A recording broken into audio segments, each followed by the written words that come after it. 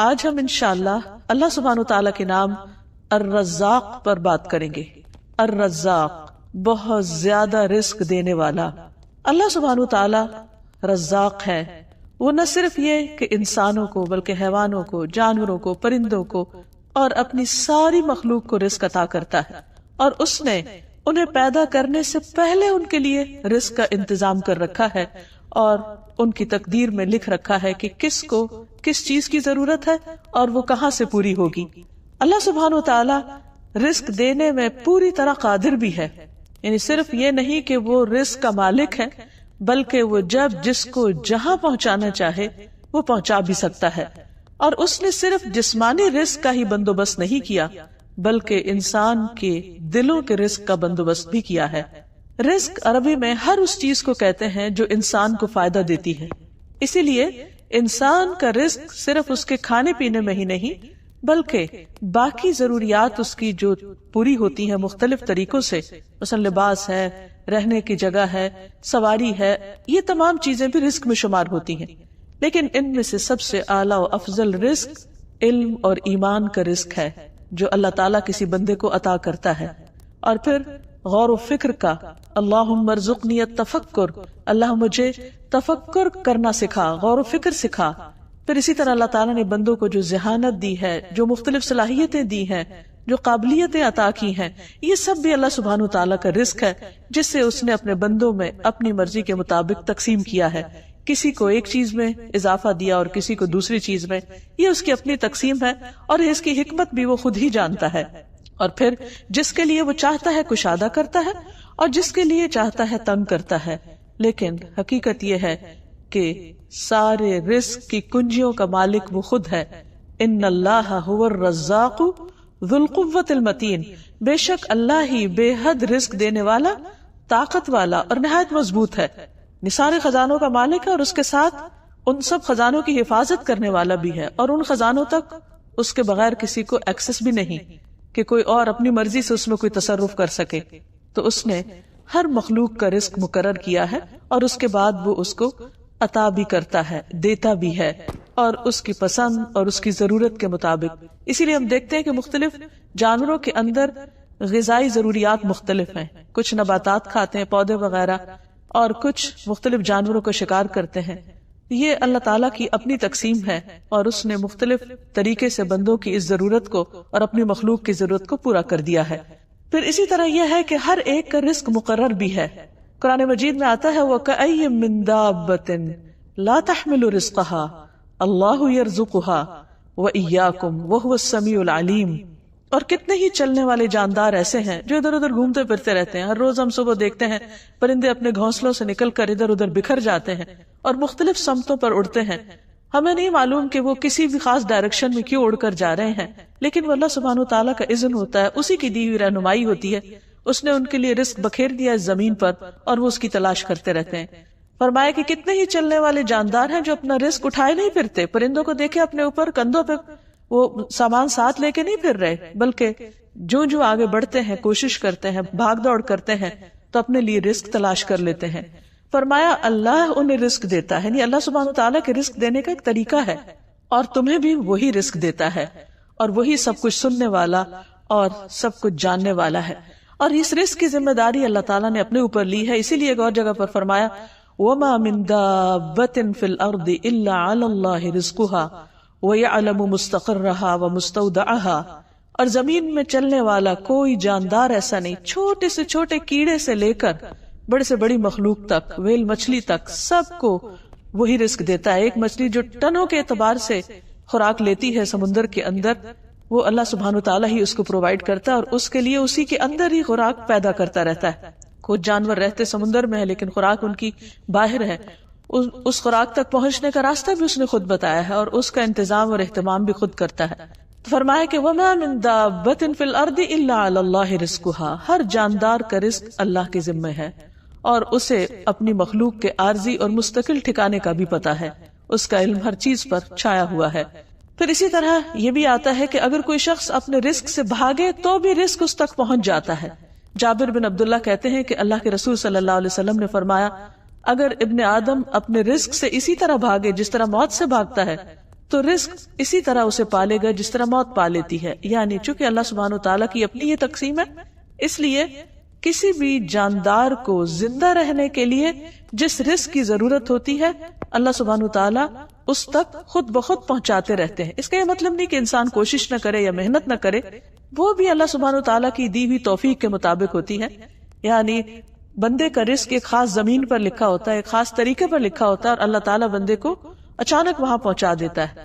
تو یہ اللہ سبحانہ تعالیٰ اس کی حکمت جانتے ہیں.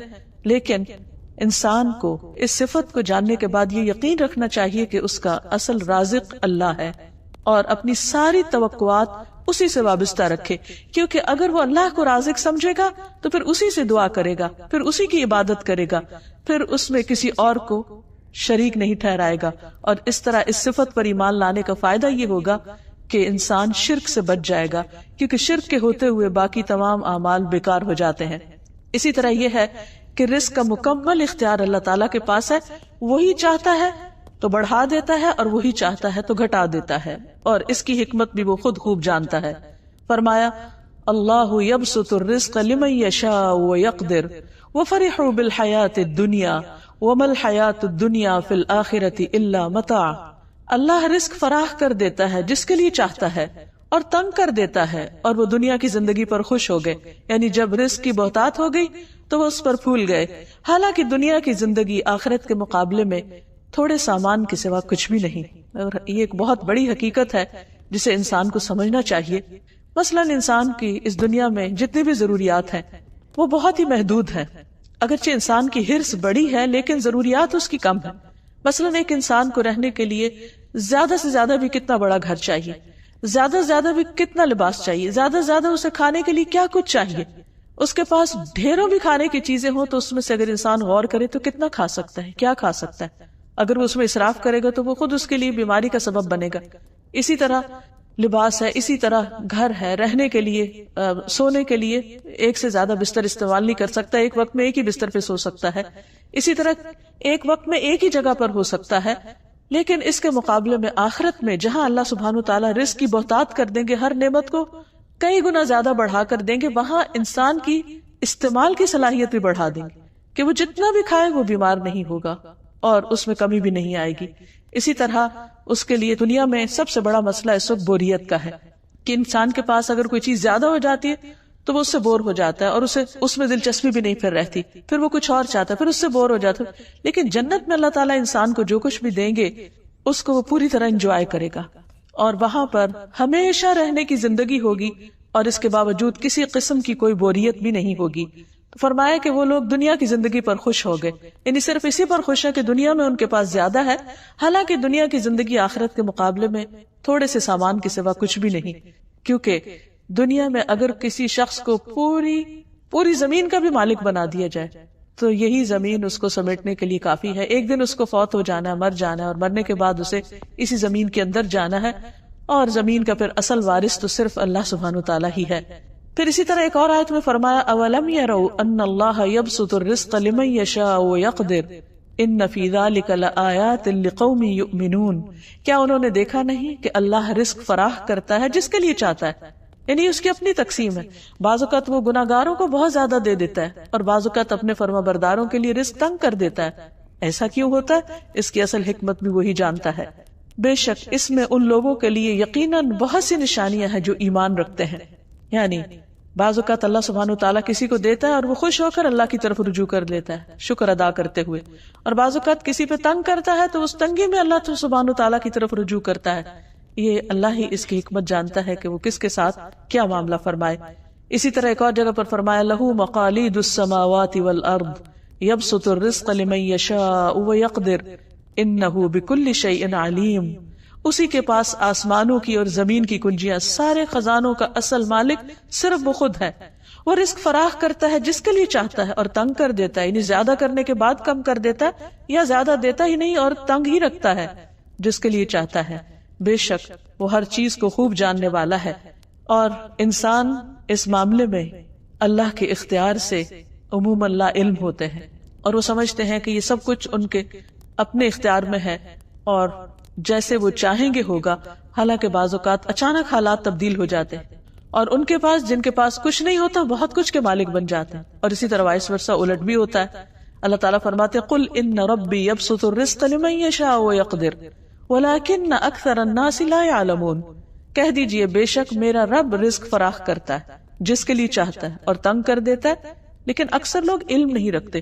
تو اس بات کا علم ہونا اور اس پر یقین ہونا ہمارے ایمان کا حصہ ہے کہ یہ سب اختیارات دراصل اللہ تعالیٰ کے پاس ہے اور انسان کے حصے میں صرف کوشش آئی ہے. بعض اوقات ایسا ہوتا ہے کہ انسان سمجھتا ہے کہ شاید میں اللہ تعالیٰ کا فرما بردار بن جاؤں گا یا کچھ چیزوں کو چھوڑ دوں گا تو شاید میرے رزق میں تنگی ہو جائے گی. بعض اوقات وہ حلال رستہ اختیار کرنے سے گھبراتا ہے اور صرف حرام پر جمع رہتا ہے کہ شاید اسی سے ہی میرے لیے رزق کے دروازے کھلے رہیں گے. حالانکہ حقیقت یہ ہے کہ اللہ سبحانہ وتعالیٰ ہی اصل رزق کا مالک ہے. بندے کے لیے ضروری ہے کہ وہ حلال رستوں سے ہی اس رزق کو تلاش کرے، کیونکہ وہ اللہ نے اس کے لیے لکھا ہے، وہ اس کو مل کر رہے گا. وہ موت کی طرح اس کے پیچھے ہے، اسے ملے گا، صرف اس کی کوشش چاہیے. وہ چاہے تو اس دروازے سے داخل ہو جائے اور چاہے تو دوسرے دروازے سے. اس لیے جو صاحب ایمان ہے وہ حلال رستے سے اور صحیح دروازے سے ہی داخل ہوگا تاکہ جو اس کے حصے میں آگے رکھا ہے وہ اسے جا کر پا لے، کیونکہ کوشش شرط ہے. پھر اسی طرح مشرکین مکہ کہتے تھے وَقَالُوا إِن نَتَّبِعِ الْهُدَى مَعَكَ نُتَخَطَّفْ مِنْ أَرْضِنَا أَوَلَمْ نُمَكِّنْ لَهُمْ حَرَمًا آمِنًا يُجْبَى إِلَيْهِ ثَمَرَاتُ كُلِّ شَيْءٍ رِزْقًا مِنْ لَدُنَّا وَلَكِنَّ أَكْثَرَهُمْ لَا يَعْلَمُونَ. اور انہوں نے کہا کہ اگر ہم تیرے ہمراہ اس ہدایت کی پیروی کریں تو زمین سے اچک لیے جائیں گے. یعنی بعض لوگ اللہ سبحانہ وتعالیٰ کے احکامات کو کیوں نہیں مانتے؟ وہ سمجھتے ہیں کہ اگر ہم نے خدا کی فرما برداری کی تو پھر لوگ ہم سے ناراض ہو جائیں گے اور ہمارے رزق میں کمی ہو جائے گی. یہ ایک بہت مسکنسپشن ہے جو عام طور پر لوگوں کے اندر پایا جاتا ہے. اور بعض اوقات وہ رزق کے معاملے میں اللہ کی نافرمانی پر چلتے رہتے ہیں اور اللہ کے مقابلے میں بندوں کو خوش کرتے رہتے ہیں تاکہ ان کے رزق میں کمی نہ ہو. تو اللہ تعالیٰ نے اہل مکہ کو بھی یہی کہہ کے سمجھایا کہ یہ تمہارے اندر کس قسم کا خوف ہے کہ تم سمجھتے ہو کہ تم اگر شرک چھوڑ دو اور اس بت پرستی کو چھوڑ دو تو پھر لوگ یہاں آئیں گے نہیں کعبہ کے پاس، اور وہ جو تمہارے تجارت کا ذریعہ ہے، وہاں کمائی کا ذریعہ ہے، وہ ختم ہو جائے گا. فرمایا نہیں، ایسا نہیں ہوگا. تمہیں نہیں معلوم کہ یہ اس حرم کو امن والا کس نے بنایا، کہ یہاں تمہاری ساری تجارتی سرگرمیاں اور مال کا لین دین بہت امن و امان کے ساتھ ہو رہا ہے، جس کی طرف ہر چیز کے پھل کھینچ کر لائے جاتے ہیں. لوگ آتے ہیں اور ساتھ سامان تجارت بھی آتا ہے. یہ سب کس نے انتظام کیا؟ اس کعبہ کو کس نے امن کی جگہ بنایا کہ جس نے تمہارے لیے یہ پوری فضا ایسی رکھ دی کہ جس میں تمہاری اکنامک ایکٹیویٹی بہت سکون کے ساتھ ہو رہی ہے ہماری طرف سے روزی کے لیے. لیکن اکثر ان میں سے جانتے نہیں ہیں. یہ اللہ نے مکہ والوں کو جہاں کچھ بھی نہیں اگتا اور جہاں رزق کے بظاہر کوئی سامان نظر نہیں آتے، وہاں پر ایک ایسی زمین میں جہاں کوئی پھل نہیں اگتا دنیا بھر کے پھلوں کو لا کے وہاں جمع کر دیا. یہ کس نے تمہارے لیے یہ سارے اسباب مہیا کیے؟ پھر اسی طرح یہ ہے کہ انسان کو یہ یاد رکھنا چاہیے کہ اللہ کے سوا اور کوئی میرے رزق کا مالک نہیں. بعض اوقات انسان انسانوں پہ توقع رکھتا ہے کہ اگر فلاں انسان نہ ہوا تو شاید میں بھوکا مر جاؤں گا، حالانکہ اصل رازق اللہ تعالیٰ ہی ہے. اللہ تعالیٰ فرماتے ہیں اور اللہ نے تمہارے لیے خود تمہیں میں سے بیویاں بنائیں، تمہارے لیے تمہاری بیویوں سے بیٹے اور پوتے بنائے، تمہیں پاکیزہ چیزوں سے رزق دیا، تو کیا وہ باطل کو مانتے ہیں اور اللہ کی نعمت کا وہ انکار کرتے ہیں؟ اور وہ اللہ کے سوا ان کی عبادت کرتے ہیں جو نہ انہیں آسمانوں اور نہ زمین میں سے کچھ رزق دینے کے مالک ہیں اور نہ وہ طاقت رکھتے ہیں. جیسے مشرکین مکہ بتوں سے رزق مانگتے تھے اور ان کے سامنے اپنی حاجتیں رکھتے تھے، حالانکہ وہ تو کسی بھی رزق کے مالک نہیں تھے. تو اس لیے انسان کو اس معاملے میں پورا یقین اللہ سبحانہ تعالیٰ پر ہونا چاہیے اور پورا توکل بھی اللہ پر. اور آپ دیکھیے کہ ساری مخلوق کو کھلاتا پلاتا ہے. اگر انسان سوچے تو مختلف طرح کے جو جانور ہیں وہ جو کچھ کھاتے ہیں ہم نے تو بعض اوقات دیکھا بھی نہیں، نہ ان جانوروں کو دیکھا، نہ ان کے رزق کو دیکھا، اور نہ ان کے کھانے کی عادات ہمیں پتا ہے. ان کو کون کھلاتا ہے؟ زمین کے اندر پائے جانے والے کیڑے مکوڑوں کو کون کھلاتا ہے؟ فضا میں اڑنے والے پرندوں کے رزق کا بندوبست کون کرتا ہے؟ جو غاروں میں کچھاروں میں مختلف قسم کے جانور رہتے ہیں ان کو رزق کون دیتا ہے؟ جو صحراؤں میں مختلف طرح کے جانور رینگتے ہیں جہاں کوئی انسان کبھی پہنچا ہی نہیں ان کو رزق کون دیتا ہے؟ جو پہاڑوں کی چوٹیوں پر رزق فراہم کر رہا ہے، جو سمندروں کی گہرائیوں میں جس کی تہہ تک انسان ابھی تک پہنچ نہیں سکا وہاں رزق کون دیتا ہے؟ اور یہ تو زمین ہے. اور آسمانوں میں رزق کون دیتا ہے؟ اصل اختیار اسی کے پاس ہے. اور اللہ سبحانہ تعالیٰ کی اس صفت کو ماننے کا مطلب یہ ہے کہ اسی کو اس معاملے میں مختار کل مانا جائے. اور یہاں تک آتا ہے کہ شیطان بھی اللہ ہی سے رزق مانگتا ہے. ابن عباس کہتے ہیں کہ آپ صلی اللہ علیہ وسلم نے فرمایا کہ ابلیس نے کہا کہ یا رب تو نے ساری مخلوق کو رزق دیا ہے، میرا رزق کہاں ہے؟ فرمایا ہر وہ چیز جس پر میرا نام نہ لیا جائے وہ تیرا رزق ہوگی۔ پھر اسی طرح یہ یاد رکھنا چاہیے کہ اللہ سبحانہ وتعالیٰ صرف دینے والا ہے، اسے ہم سے کچھ نہیں چاہیے۔ ہم اگر اس کے نام پر اس کو خوش کرنے کے لیے کچھ دیتے ہیں تو وہ بھی ہم اپنے ہی فائدے کے لیے دیتے ہیں، وہ اللہ تعالیٰ کو نہیں پہنچتا۔ مثلا قربانی کے دن جو جانور قربان کیے جاتے ہیں تو اللہ تعالیٰ فرماتے ہیں لن ینال اللہ لحومها ولا دماؤها ولکن ینالہ التقوی منکم۔ اللہ سبحانہ وتعالیٰ کو ان جانوروں کے نہ خون پہنچتے ہیں نہ گوشت، اللہ تعالیٰ نہ ان کا گوشت کھاتا ہے اور نہ اس خون کا اللہ تعالیٰ کو کوئی فائدہ ہے۔ جب تم ذبح کر کے وہ بہاتے اور اس کا گوشت کھاتے تو خود ہی نام اللہ کا لیا ہوتا ہے، صرف اللہ کو تمہارے دل کا تقویٰ چاہیے کہ اس دل میں اللہ کی محبت کتنی ہے۔ تو اس لیے جب انسان اللہ کے راستے میں بھی کچھ خرچ کرے تو یہ نہ سوچے کہ وہ اللہ پر احسان کر رہا ہے، وہ دراصل اپنے آپ پر ہی کر رہا ہے۔ ان احسنتم احسنتم لانفسکم، اگر تم نے اچھا کیا تو خود اپنے ہی فائدے کے لیے کیا۔ تو اللہ سبحانہ وتعالیٰ رزق دینے والا ہے، لینے والا نہیں۔ قرآن مجید میں اللہ تعالیٰ فرماتے ہیں وَأْمُرْ أَهْلَكَ بِالصَّلَاةِ وَاصْطَبِرْ عَلَيْهَا لَا نَسْأَلُكَ رِزْقًا نَحْنُ نَرْزُقُكَ وَالْعَاقِبَةُ لِلتَّقْوَى، اور اپنے گھر والوں کا نماز کا حکم دو اور اس پر خود بھی خوب پابند رہو، ہم تجھ سے کسی رزق کا مطالبہ نہیں کرتے۔ یعنی اللہ تعالیٰ یہ نہیں چاہتا کہ تم کما کے اللہ تعالیٰ کو دو، ہم ہی تجھے رزق دیں گے۔ اور اچھا انجام تقویٰ کا ہے کہ جس میں اللہ کا ڈر ہو انسان کے اندر، اور پھر انسان اس کی وجہ سے گناہوں سے بچتا رہے۔ پھر آپ دیکھیے کہ بعض اوقات انسان رزق پا کر اللہ سبحانہ تعالیٰ سے دور ہو جاتا ہے، تو اس سے بھی بچنے کی ضرورت ہے۔ اور بعض اوقات انسان اللہ کا رزق پا کر مغرور ہو جاتا ہے اور اللہ کے بندوں کو حقیر سمجھنے لگتا ہے، یا پھر اللہ کے دین پر چلنے والوں کا مذاق اڑانے لگتا ہے، جیسا کہ مکہ کے جو قریش تھے اور سردار تھے وہ غریب مسلمانوں کا مذاق اڑایا کرتے تھے، اور اس بنا پر وہ سوچتے تھے کہ چونکہ ہمارے پاس رزق زیادہ ہے تو اس لیے ہم سیدھے رستے پر ہیں، اور یہ ان کی ایک بہت بڑی بھول تھی۔ قرآن پاک میں اللہ تعالیٰ فرماتے ہیں زُيِّنَ لِلَّذِينَ كَفَرُوا الْحَيَاةُ الدُّنْيَا، کافروں کے لیے دنیا کی زندگی خوبصورت بنا دی گئی۔ وَيَسْخَرُونَ مِنَ الَّذِينَ آمَنُوا، اور وہ ایمان والوں کا مذاق اڑاتے ہیں کہ یہ اگر بہت اچھے ہوتے تو پھر اللہ ان کو بہت کچھ دیتا۔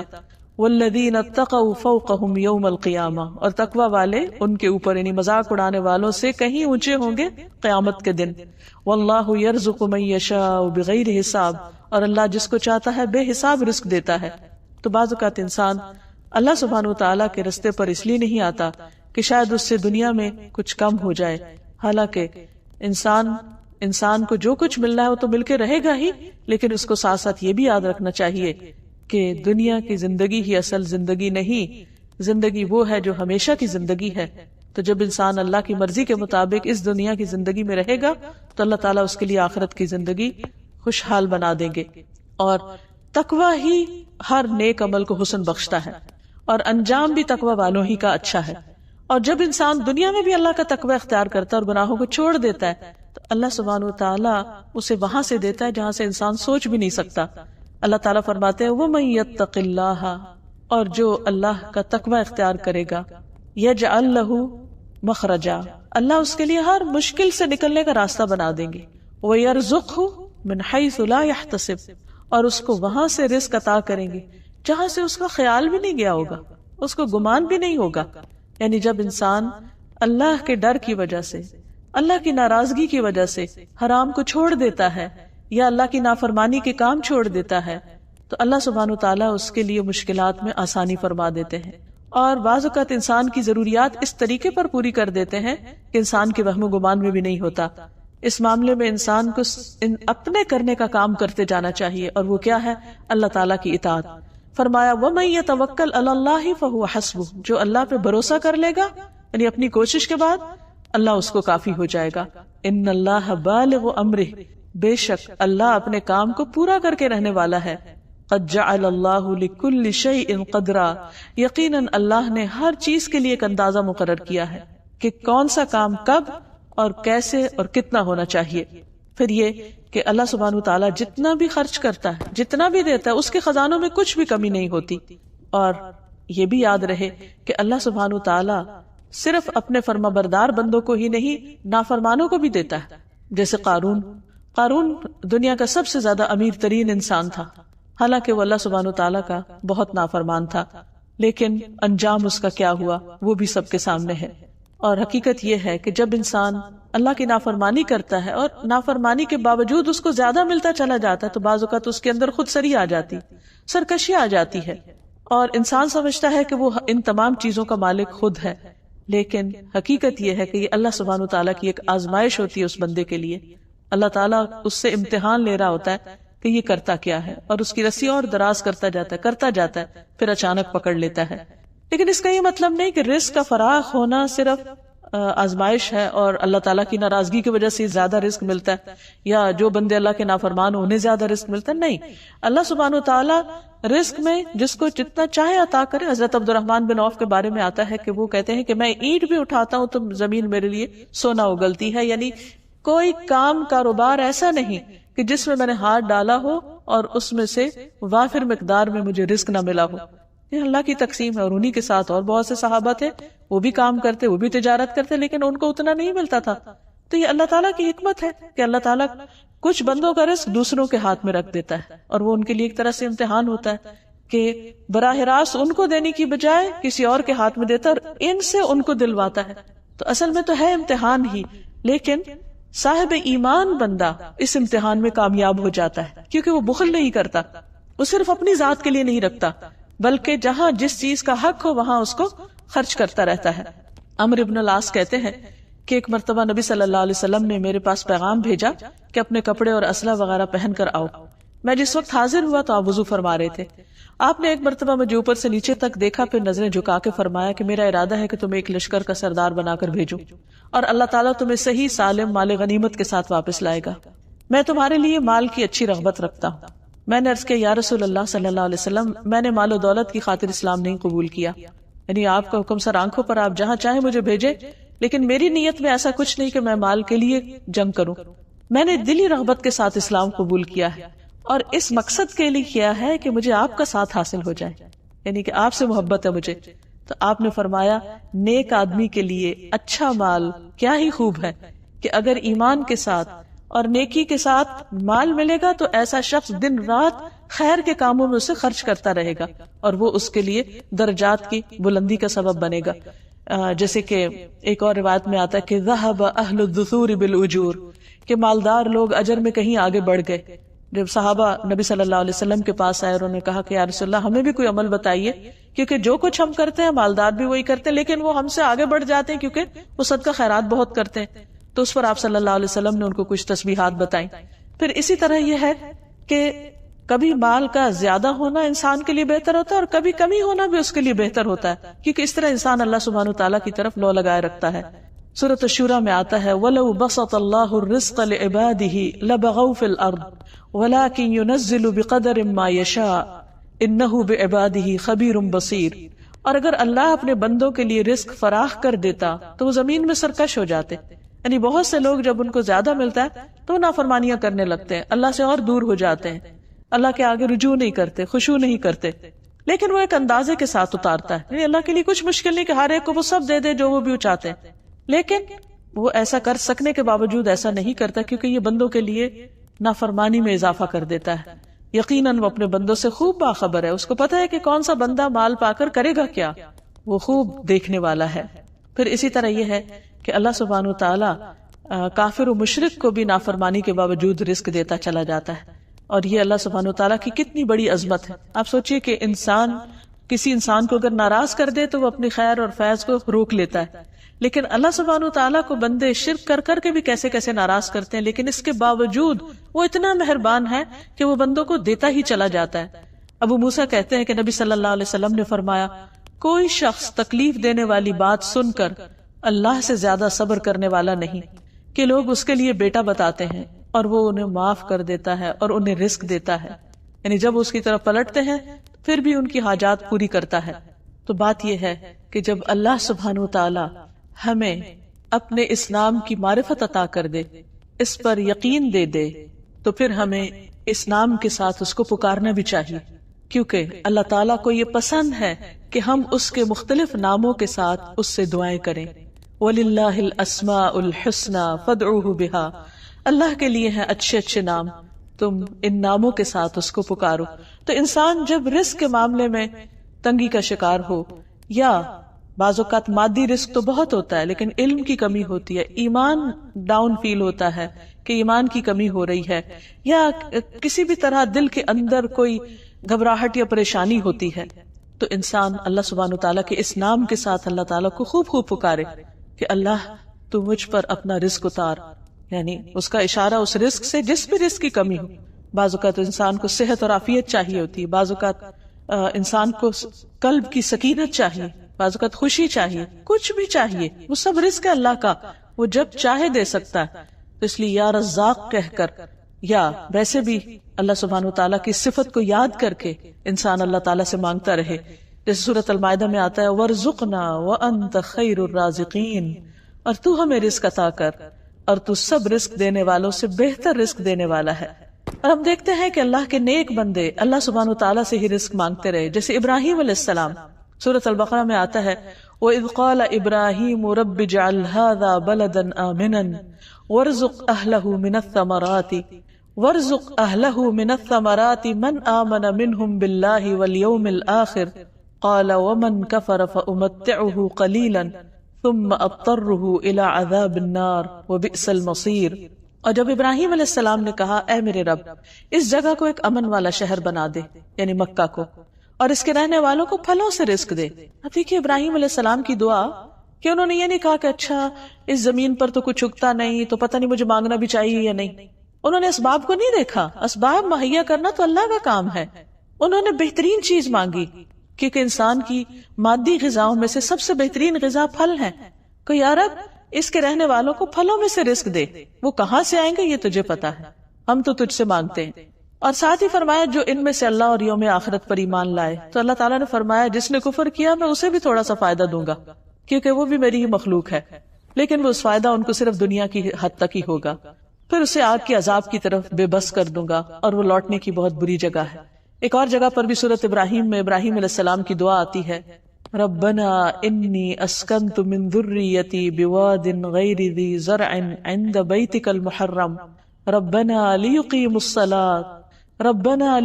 الصلاة فاجعل افئدة من الناس تہوی الیہم وارزقہم من الثمرات لعلہم یشکرون۔ اے ہمارے رب بے شک میں نے اپنی کچھ اولاد کو اس وادی میں آباد کیا جو کسی کھیتی والی نہیں، کچھ نہیں اگاتی، تیرے حرمت والے گھر کے پاس، اے ہمارے رب، تاکہ وہ نماز قائم کرے۔ پہلے ایمان اور عمل کا رزق مانگا، لوگوں کے دل ایسے کر دے کہ ان کی طرف مائل رہیں، یعنی میرے یہ بچے اور یہ اولاد جو یہاں ہوگی ان کے لیے لوگوں کے دلوں میں محبت پیدا کر دے تاکہ وہ ان پر مہربان ہو، اور انہیں پھلوں سے رزق عطا فرما تاکہ وہ شکر ادا کریں۔ اس سے بھی پتہ چلتا ہے کہ اللہ سبحانہ وتعالیٰ بندے کو جتنا بہترین رزق عطا کرے اتنا ہی زیادہ وہ اللہ کا شکر گزار بن جائے اور پورے یقین کے ساتھ اللہ تعالیٰ سے مانگتا رہے، کیونکہ اللہ سبحانہ وتعالیٰ ضرور عطا کرتا ہے۔ اللہ سبحانہ وتعالیٰ نے جو نبی صلی اللہ علیہ وسلم کے ذریعے ہمیں دعائیں سکھائی ہیں اس میں اللہم ارزقنی بھی آتا ہے، جیسے دو سجدوں کے بیچ کی دعا اللہم اغفر لی وارحمنی وارزقنی، تو اے اللہ مجھے بخش دے، مجھ پہ رحم فرما اور مجھے رزق عطا فرما۔ یعنی اللہ تعالیٰ کو یہ بات پسند ہے کہ بندہ اس سے رزق مانگے، اگرچہ اللہ سبحانہ وتعالیٰ بن مانگے بھی دیتا ہے لیکن مانگنا اس کو پسند ہے۔ تو اس نام کو یاد کر کے انسان اللہ سبحانہ وتعالیٰ کی صفت کو یاد کر کے اللہ تعالیٰ سے رزق مانگتا رہے۔ نبی صلی اللہ علیہ وسلم جو بھی شخص نیا مسلمان ہوتا اس کو یہ دعا سکھاتے اللہم اغفر لی وارحمنی واہدنی وارزقنی، کہ اے اللہ مجھے معاف کر دے، مجھ پر رحم فرما، مجھے ہدایت دے اور مجھے رزق دے۔ پھر اس کے ساتھ یہ کہ حلال رزق کی دعا کرنی چاہیے، اللہم انی اسألک علما نافعا ورزقا طیبا وعملا متقبلا، اے اللہ میں تجھ سے علم نافع، رزق حلال اور عمل مقبول کا سوال کرتا ہوں۔ ایک اور روایت میں آتا ہے اللہم اکفنی بحلالک عن حرامک واغننی بفضلک عمن سواک، اے اللہ اپنے حلال کے ذریعے حرام سے میری کفایت کر، یعنی حرام کے بدلے حلال عطا کر، اور اپنی مہربانی سے مجھے اپنے علاوہ ہر ایک سے بے نیاز کر دے، یعنی تو مجھے کسی اور کا محتاج نہ کرنا، اپنی رحمت سے عطا فرمانا۔ رسول اللہ صلی اللہ علیہ وسلم نہ صرف یہ کہ اپنے لیے بلکہ اپنی آل کے لیے بھی رزق مانگتے تھے۔ اللہ کے رسول صلی اللہ علیہ وسلم کی دعا ہے اللہم ارزق آل محمد قوتا، اے اللہ آل محمد کو اتنی روزی دے کہ وہ زندہ رہ سکے، یعنی بہت زیادہ نہیں مانگا لیکن فقر اور محتاجی سے بھی پناہ مانگی۔ تو اس نام کی معرفت انسان کی زندگی پر کچھ اثرات ڈالتی ہے، اور ان میں سے سب سے پہلے تو یہ کہ انسان کو اس معاملے میں اللہ سبحانہ تعالیٰ پر مکمل بھروسہ کرنا چاہیے. جیسے حدیث میں آتا ہے اگر تم ویسا اللہ پہ توکل کرو جیسا حق ہے تو تمہیں اس طرح سے روزی دے جیسے وہ پرندوں کو دیتا ہے. وہ صبح بھوکے پیٹ جاتے ہیں اور شام کو بھرے پیٹ سے واپس آتے ہیں، لیکن پرندے توکل کر کے گھونسلوں میں نہیں بیٹھے رہتے بلکہ سارا دن بھاگ دوڑ کرتے ہیں، لیکن انہیں نہیں پتا ہوتا کہ کہاں سے کیا ملے گا. وہ توکل کے ساتھ کوشش کر رہے ہوتے ہیں تو اللہ تعالیٰ ان کو وہ سب عطا کرتا ہے جو ان کی ضرورت ہوتی ہے. پھر اس بات پر یقین ہونا چاہیے کہ جو میرے مقدر کا مجھے مل کر رہے گا، اس لیے مجھے حلال رستہ اختیار کرنا ہے. کمی سے کبھی نہ ڈرے. رسول اللہ صلی اللہ علیہ وسلم نے فرمایا بلال خرچ کر دو، اور عرش کے مالک سے رزق کی کمی کے بارے میں نہ ڈرو کہ تم اللہ کے راستے میں دو گے تو تمہارا کم ہو جائے گا. اللہ سبحانہ تعالیٰ اس سے بھی زیادہ عطا کرے گا. لیکن مومن بندہ رزق کی کوشش میں کبھی اللہ کی عبادت سے غافل نہیں ہوتا، یعنی عبادت کے لیے، نماز کے لیے وقت نکالنا چاہیے.